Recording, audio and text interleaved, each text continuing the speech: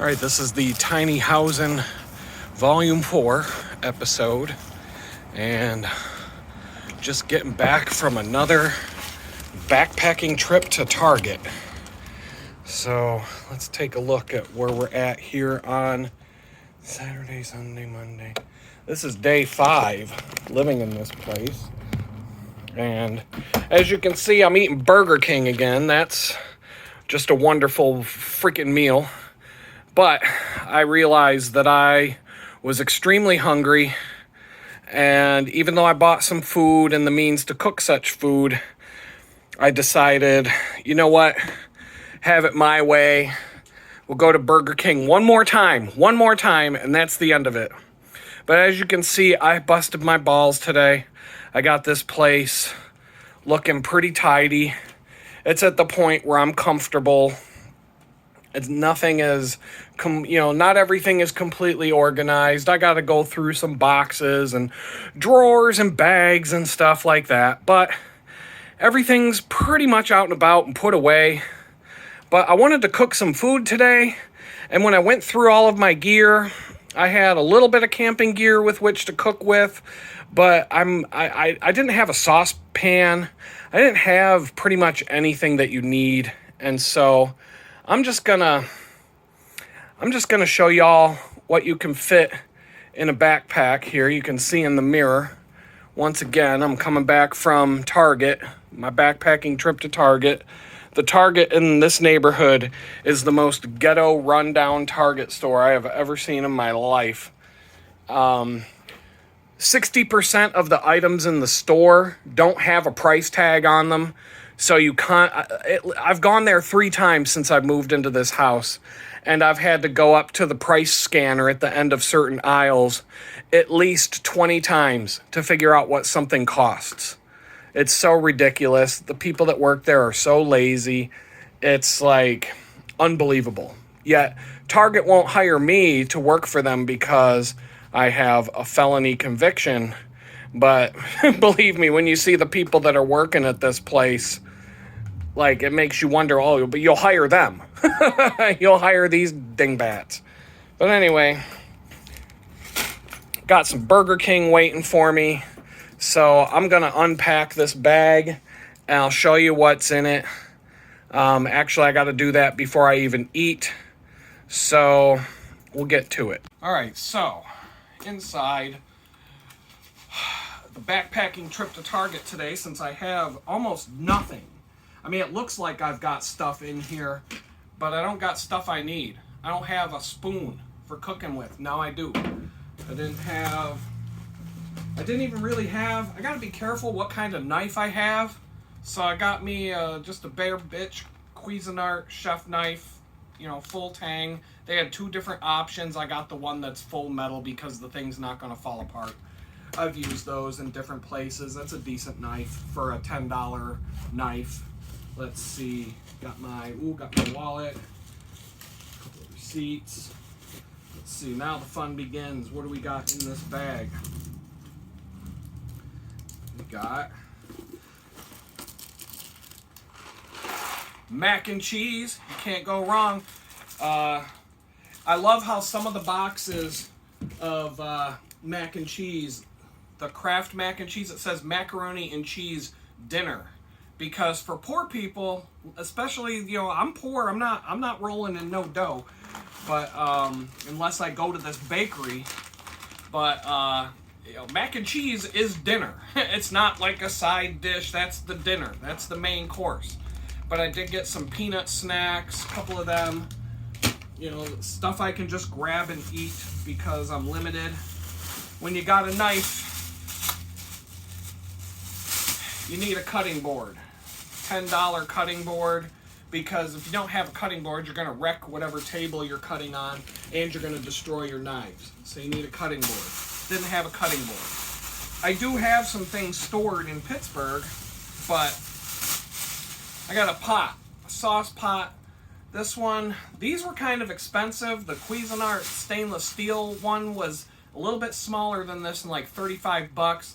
This thing was $25, and it has a built-in strainer. And the built-in strainer is what sold me, because I'm like, well, I don't need to buy a strainer now. Boom, I got it all right here in one thing.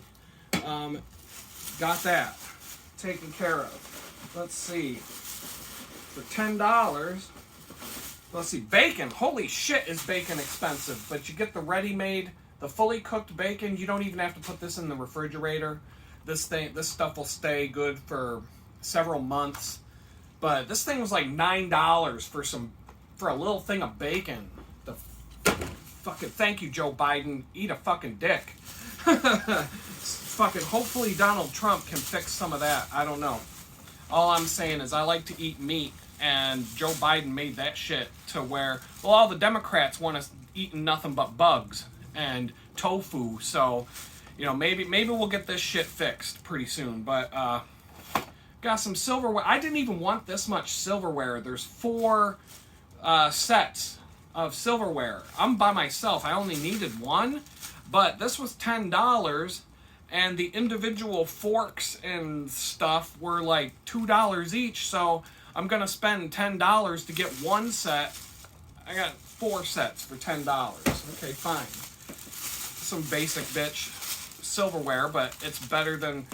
See, I've got these Coleman camping silverware things, but they're fun for camping and they're great to have in your backpack, but I kind of wanted some actual silverware.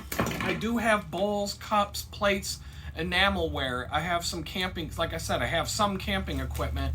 I got bowls, plates, that stuff covered. Got some cheese, basic sliced cheese, nothing fancy this time. Just, I don't got a lot of room in this fridge. This is like cheap and easy to work with. Got a few some tiny ice cube trays. I do have a little freezer on this refrigerator, and so I do like to have ice. I like to have lemon in my water when I drink water, but right now I'm just going to settle for being able to have ice. I have a insulated, this insulated flask here is, if you fill that thing with ice and put water in it, this thing will keep ice for 2, sometimes 3 days. There's been times where I'll come back 2 days later and there's still chunks of ice in this thing and the water is still ice cold. So that was a nice little pickup from the grocery store a while back. It was like $15. Let's see here. Iced coffee, cold brew coffee. These are like $4 a bottle, and my grocery shopping schedule is based around coffee. When I run out of coffee, I have to go to the grocery store, and I'm drinking all this pre-bottled coffee because I don't like hot coffee. And right now, this tiny little fridge can only hold so much. Ooh, that wasn't good. Get 2 of these. That's about a 3-day supply of coffee. So my next trip to Target's going to be Saturday to pick up some more groceries, and between now and then I'll figure out some new things and some different things to cook. And I've got a cooking pot, I've got a cast iron pan, I've got some different things there, but I'll figure out some different things to cook, and I'll be able to figure out tiny little, you know, being able to keep stuff in this fridge along with, I'll be able to figure some stuff out. And then you got some coffee creamer. I don't like this stuff generally. I like to make my own, and I do have most of what I need except for milk to make some tres leches creamer and different flavored coffee creamers that are more natural and better for you. But so yeah, that covers it.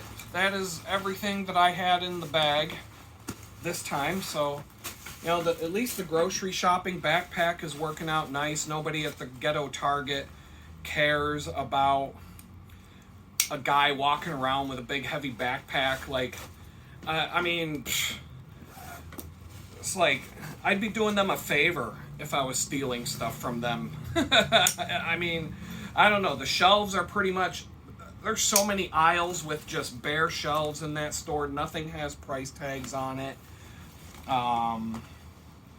It's the craziest thing it sucks, but it's walking distance, and I'm just gonna be thankful that I can go get some groceries and some things that I need by taking a short walk.